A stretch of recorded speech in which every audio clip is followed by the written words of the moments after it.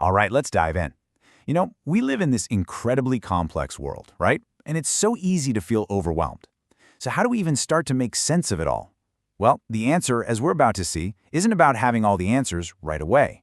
It's about knowing how to use the right tools to find them. So, let's get into it. So let's start with a really big one. This is a question that people have been asking forever. Thinkers, leaders, you, me, everybody.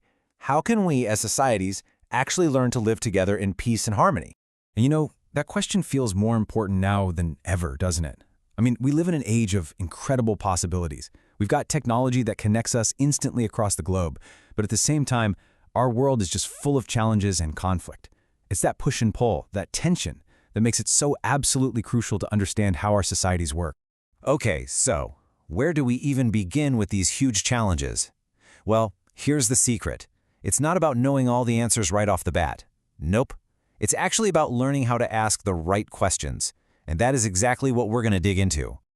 Just take a look at these two pictures. On one side, you've got this peaceful, quiet countryside, and on the other, a packed, buzzing city. Now, people live in both places, of course, but their lives are worlds apart. So what questions pop into your head? Like, who are the people here? What's a normal day like for them? What's their story, and where are they headed? See, this whole process of just asking questions, that's where everything begins. And this way of thinking, this method of asking questions, actually has a name. It's called social science. And no, it's not about memorizing boring facts and dates from a textbook. Think of it more like a powerful toolkit. It helps us understand why things are the way they are by taking a closer, more systematic look at our societies, our cultures, and this world we all share. Okay, so if we want to understand the world, the first thing we need to know is, well, where are we? We need that big red "you are here" dot, but for all of humanity. And to get that, we're going to turn to one of the most powerful and oldest tools humans have ever invented, the map. A map is so much more than just a piece of paper with lines on it. It's a guide, right? It's like a treasure guide for the real world. It gives you this amazing bird's eye view, whether you're just trying to get from the train station to the bank or all the way across the planet. It basically takes a totally confusing landscape and makes it make sense. And the cool thing is, the language of maps is surprisingly simple. Seriously, to read pretty much any map you come across, you only need to get a handle on 3 key things. So, let's break them down. First up, we have scale. Now, this is basically the magic trick that lets you fit an entire city or even the whole world onto a single piece of paper. It's just a ratio. So, for example, 1 centimeter on your map might equal, say, 500 meters in the real world. Without scale, maps just wouldn't be possible. Okay, next up is direction. And this one's crucial. Without it, a map is just a useless jumble of shapes. The 4 cardinal points, you know them, north, south, east, and west, they give us our bearings. They anchor the map to the real world so we know which way is up, literally. And number 3, we have symbols. Think about it. You can't possibly draw every single house or tree on a map of a whole country, right? It'd be a mess. So instead, we use these simple little drawings, these symbols, to stand in for real-world stuff like roads, buildings, or rivers. They're like the map's secret code, or its shorthand, and it's what packs all that useful detail in. Okay, so reading a flat map is one thing, but we've got a problem. Our planet isn't flat. It's a giant sphere.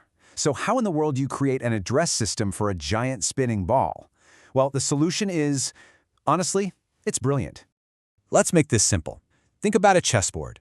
To find any single square, you don't just point and say, that one over there. No, you use a coordinate system, right? A letter and a number, like E4, bam. With just those 2 little pieces of information, every single square has its own unique, perfect address. Well, believe it or not, we map the entire Earth using that exact same idea. We've basically draped an imaginary grid over the whole planet, and that grid lets us find any point on the surface. Any point, from the top of Mount Everest right down to the house you're in now, with just 2 coordinates.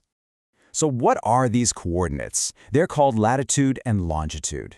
Let's break it down. Lines of latitude, also called parallels, are the ones that run around the Earth horizontally, like rungs on a ladder. They tell you how far north or south you are from the equator. And that's a big deal, because it affects the climate. Then you have lines of longitude, or meridians. These run up and down, from the North Pole to the South Pole. They tell you how far east or west you are, and that's what determines what time it is. Now, for any grid system to work, you've got to have a starting point, right? A zero line. For latitude, our zero line is the equator. That's 0 degrees latitude. For longitude, the starting line is the prime meridian, an imaginary line that runs right through Greenwich in England. That's 0 degrees longitude. Absolutely every single spot on the planet is measured from these two starting lines. And that's basically the whole system. Just two numbers, latitude and longitude, and you can pinpoint any location on Earth. How cool is that? It's like the original GPS, invented way, way before we ever had satellites. Okay, I know what you might be thinking. We started with this huge philosophical question about living in peace, and now we're talking about lines on a globe. So what's the connection? Why does any of this technical stuff matter? Well, let's connect those dots right now. You know, this need to map our world, it's not a new thing at all. It's deep in our DNA. For centuries, for as long as humans have been exploring, we've been making maps. And it was never just about not getting lost. It was about something bigger, about trying to understand our place in the grand scheme of things, about seeing the whole picture. Because when you can see the whole world laid out like that, when it hits you that we are all on the same grid, sharing the exact same oceans and land, it really does change our perspective. Suddenly, knowing where we are becomes the first crucial step to understanding who we are. And who are we?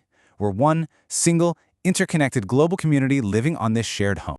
So I'll leave you with this. The tools we've been talking about, the tools of social science, they're like a map. They do more than just give you facts. They give you perspective. They let you zoom out from your own little corner of the world and see the entire planet for what it is, our shared home. So now that you know the secret to its address system, my question to you is, how does that change the way you see it?